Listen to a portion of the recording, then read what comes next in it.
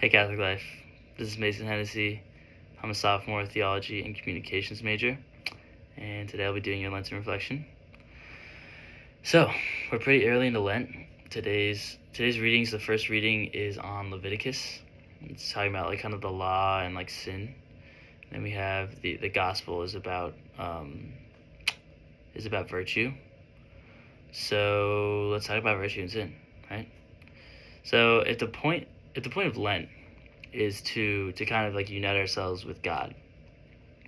A great way to do that is by ridding ourselves of sin, or trying to do the best in ridding ourselves of sin. And when people talk about sin, I hate when people talk about like avoiding sin or like slipping away from sin, or like I hate the idea of like running away from sin, because you can't run away from the devil. The devil's too fast, he's too smart, he knows your routes, and he's definitely faster than you. What you can do is run to Christ's arms, right? Because that's where the devil can't go. The devil can get you anywhere on earth, but if you run to Christ's arms, then he can't get you. That's a place where you can't go. So, how do we run to Christ's arms? Virtue. Okay. So if you look at like the three pillars of Lent, it's prayer, fasting, and almsgiving, right? And so those three things respectively produce especially the virtues of prudence, like prayer and prudence, fasting and temperance, and then almsgiving, love. So just as prayer, fasting, and almsgiving go together to have this synergy to that kind of improve each one as you do more of each, so do the virtues. So I got this little quote on my wall that I love that talks about like how each virtue builds on each other. So let me just show you this here. It's from the second letter to Peter. I'll reverse it so you guys can see it, but it says, "Make every effort to supplement your faith with virtue, and virtue with knowledge, and knowledge with self-control, and self-control with steadfastness, and steadfastness with godliness, and godliness with brotherly affection, and brotherly affection with love." And so if you look here, you see we got knowledge, which is the equivalent to prudence here, and then that goes right into self-control, which would be temperance here. And then we finish with love. So it's kind of like this cool thing where like each virtue builds on each other. It's this awesome thing. So with that, if you look to like kind of what Jesus did in the desert in Matthew 4, when he was called in the desert for 40 days, what did he do when he was tempted? Right? He didn't run. He didn't complain that he was being tempted, and he defeated each temptation. It was better because of it. He was made better because of it. Became closer to God.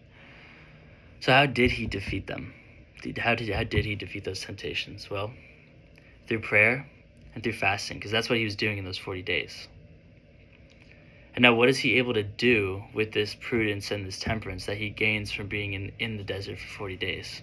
Well, if you look at the second half of Matthew 4, he just goes and he calls two disciples. They just like follow immediately, and then he just like cures the heaven out of this freaking town. Cures the heck out of this freaking town. And so that's what you're able to do if you really like give yourself to God in the season of Lent. If you develop this prudence and this temperance, and this practice of almsgiving. And I'll just say one more thing. I got in trouble for saying this in one of my classes one time. But I like this little analogy of, like, my brother always used to tell me that when we were younger, like if you ate your boogers, then he would always call it a superior immune system, because like it was like just like a little bit of like bad, and your body would be able to recognize the germs and then like fight them off.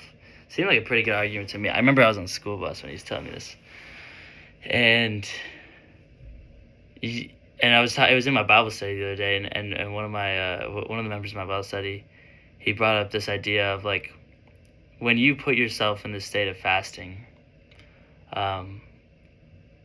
you're kind of putting yourself in a situation where you're going to be tempted more, and it's going to be harder to fight these temptations. But it's the same thing with the boogers. As you fight these temptations, you say the booger thing is right. You slowly get to be more virtuous, and you get to love God more, so that you can be, just as Paul says, one who's faithful in the smaller matters will also be faithful in the bigger matters, something like that. So yeah, take this Lent to develop virtue, so that we can run into Christ's arms, not away from Satan, but into Christ's arms. And yeah, we can do this. We can freaking do this. Okay? So do it for Jesus, and do it like Jesus. Peace.